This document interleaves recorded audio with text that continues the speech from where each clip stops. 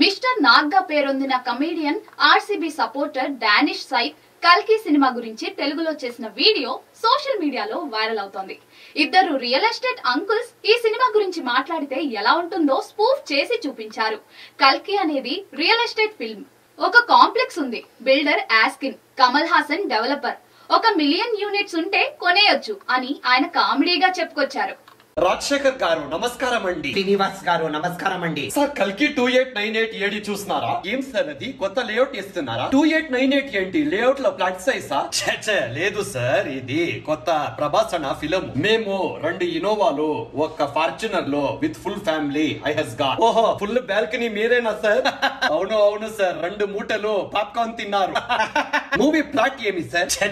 Forget movie plot sir, movies only about a plot. ఓహో, ఇది ఏంటి రియలిస్టిక్ ఫిల్మా సార్? కాదు సార్, ఇది ఒక real estate film. Real estate film అద్భుతం సార్. స్టోరీ చెప్పు సార్. సార్, ఒక కాంప్లెక్స్ ఉంది. బిల్డర్ పేరు ఎస్కిన్ బిల్డర్స్. అవునా? డెవలపర్ కమల్ హాసన్ గారు. అవునా? ఇంట్రెస్టెడ్ బయర్ ప్రభాస్ గారు. అవునా? కాంప్లెక్స్ లో అమ్యూనిటీస్ ఉన్నాయా సార్? మీకు ఏం కావాలి అన్ని ఉన్నాయి. గ్రీనరీ, సెక్యూరిటీ, నైట్ క్లబ్, ఒక పెద్ద సముద్రం కూడా ఉంది. ఓ బీచ్ ప్రాపర్టీ. ఎక్స్పెన్సివ్ ఉంటుంది సార్? లేదు సార్, 1 మిలియన్ యూనిట్స్. 1 మిలియన్స్ అంటే 10 లక్షలేనా? అవును సార్, నా కొడుకు స్కూల్ ఫీజే ఇన్నా ఎక్కువ.